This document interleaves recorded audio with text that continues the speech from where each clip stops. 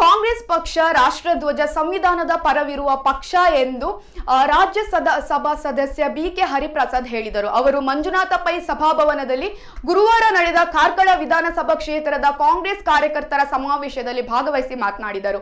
ರಾಜ್ಯದ ವಿಜಯ bank, syndicate bank ಕಳೆದುಕೊಂಡಾಗ ನಮ್ಮ ಚುನಾಯಿತ ಪ್ರತಿನಿಧಿಗಳು ಯಾಕೆ ಪ್ರಶ್ನಿಸಿಲ್ಲ? ಕೊಡಗು ಭೂಕುಸಿತ, ಪ್ರವಾಹ, ಕೋವಿಡ್ ಸಮಯದಲ್ಲಿ ಮೃತಪಟ್ಟವರನ್ನು ಒಮ್ಮೆಯೂ ಪ್ರಧಾನಿ ನೆನಪಿಸಿಲ್ಲ, ಪರಿಹಾರ ನೀಡಲಿಲ್ಲ. ಕೇಂದ್ರ ಸರ್ಕಾರದ ಮಲತಾಯಿ ಧೋರಣೆ ಯಾಕೆ ಎಂದು ಪ್ರಧಾನಿ ನರೇಂದ್ರ ಮೋದಿಯನ್ನು ಪ್ರಶ್ನಿಸಿದರು. ಕಾಂಗ್ರೆಸ್ ಪಕ್ಷದ ಅಭ್ಯರ್ಥಿ ಮುನ್ಯಾಲು ಉದಯ್ ಕುಮಾರ್ ಶೆಟ್ಟಿ ಮಾತನಾಡಿ, ಕಾಂಗ್ರೆಸ್ ಪಕ್ಷಕ್ಕೆ ಅಧಿಕಾರಕ್ಕೆ ತರಲು ಶ್ರಮಿಸಿ ಕಾರ್ಕಳ ಆದರ್ಶ ಕಾರ್ಕಳವಾಗಿ ಬದಲಾಯಿಸುವುದು ನಮ್ಮ ಗುರಿ ಎಂದರು. ಅಶೋಕ್ ಕುಮಾರ್ ಕೊಡೂರು ಅವರಿದ್ದಾರೆ. ಅದೇ ರೀತಿಯಾಗಿ ನನಗೆ ಇಲ್ಲಿ ಹಲವಾರು ಹೋರಾಟಗಳನ್ನು ಅಲ್ಲಿಂದ ಕೂತು ನಾನು ಮುನಿಯಾಲು ಉದಯ್ ಕುಮಾರ್ ಶೆಟ್ಟಿ ಅವರೇ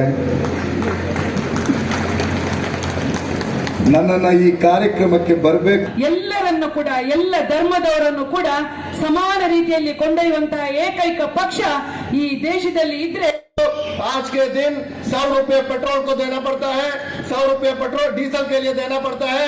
1000 ಮಲ್ಲಿಕಾರ್ಜುನ್ ಖರ್ಗೆ, ಸೋನಿಯಾ ಗಾಂಧಿ, ರಾಹುಲ್ ಗಾಂಧಿ ಅಂದಾಗ ಈ ದೇಶವನ್ನ ಕಾಪಾಡ್ತಕ್ಕಂಥ ಜವಾಬ್ದಾರಿ ನಿಮ್ಮ ಮೇಲಿದೆ. ನೀವೆಲ್ಲರೂ ಸಹ ಸೋನಿಯಾ ಯಾರೋ ಕೋರ್ಟ್ಗೆ ಹೋಗಿ ಅಥವಾ ಕಾಂಗ್ರೆಸ್ ಪಕ್ಷದವರಲ್ಲಿ ತ್ರಿವರ್ಣ ಧ್ವಜ ಹಾರಾಟ ಮಾಡಕ್ ಹೋದಾಗ ಅವ್ರ ಮೇಲೆ ಪೊಲೀಸ್ ಕಂಪ್ಲೇಂಟ್ ಮಾಡಿ ಜೈಲಿಗೆ ಹಾಕ್ತಕ್ಕಂಥವ್ರು ಇವ್ರು ನಮಗೆ ಹೇಳ್ಕೊಡ್ತಾರೆ ಏನು ದೇಶಭಕ್ತಿ, ರಾಷ್ಟ್ರಭಕ್ತಿ ಏನು ಅಂತ ಹೇಳಿ. ತ್ರಿವರ್ಣ ಧ್ವಜಕ್ಕೆ ಗೌರವ ಕೊಡಕ್ ಬರೆದ್ರು. ಯಾರಿಗ್ ಮಾಡಿದ್ರಿ ಅದನ್ನ? ಅದಾನಿ ಅವ್ರಿಗೆ ಮಾಡಿದ್ರಿ. ಯಾವ ಅನುಭವ ಇತ್ತು ಅವ್ರಿಗೆ ಏರ್ಪೋರ್ಟ್ ನಡೆಸ್ತಕ್ಕಂಥದ್ದು?